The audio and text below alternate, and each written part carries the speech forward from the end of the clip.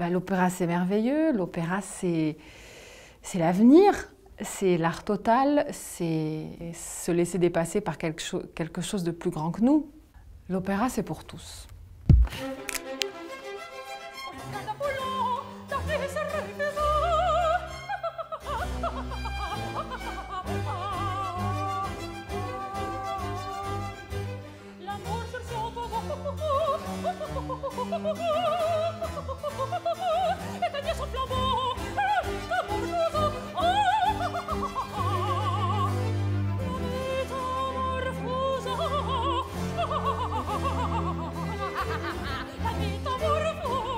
C'est un opéra drôle, cruel, où il y a des moments attendrissants, des moments comiques, où la musique est reine, comme le souligne le personnage de la folie, puisque c'est une allégorie, ce personnage. C'est en fait le personnage qui arrête le spectacle et qui dit à tout le monde attendez, qu'est-ce qui se passe là? Moi, je vais vous expliquer comment ça fonctionne un opéra. Donc, elle fait tout un show, en fait, une performance scénique et musicale pour prouver que la musique a un pouvoir phénoménal sur les gens.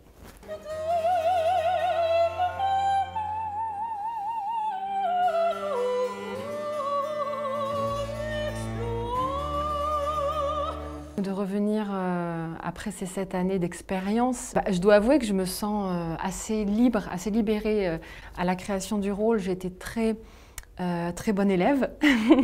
Je voulais bien faire, j'étais, je pense, gentille dans mon rapport à ce personnage. Et aujourd'hui, je sens que j'ai une plus grande distance qui est nécessaire pour ce genre de personnage qui doit être un moment de folie dans le spectacle et vraiment un moment de divertissement.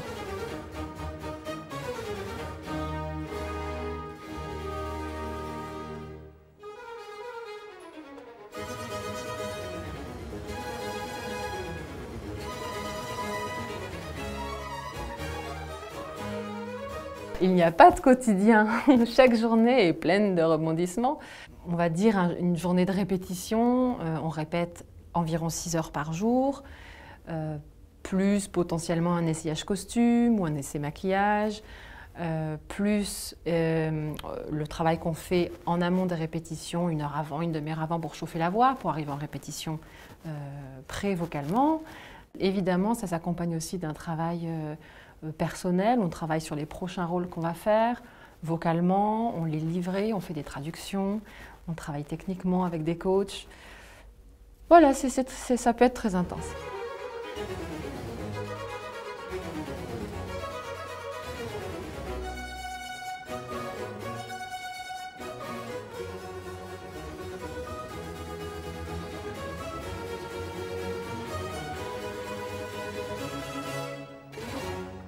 Alors l'agenda d'un chanteur est quand même quelque chose d'assez particulier. En général, un chanteur décroche un rôle, comme on dit, plusieurs années avant de l'interpréter sur scène.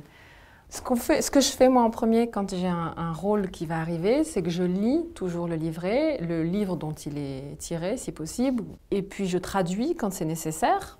J'essaye en général d'écouter des versions, je le déchiffre devant un piano en général, et je le travaille avec ma coach vocale, avec des chefs de chant, ce sont des pianistes qui nous aident à travailler les partitions. Et ça prend plusieurs mois en général.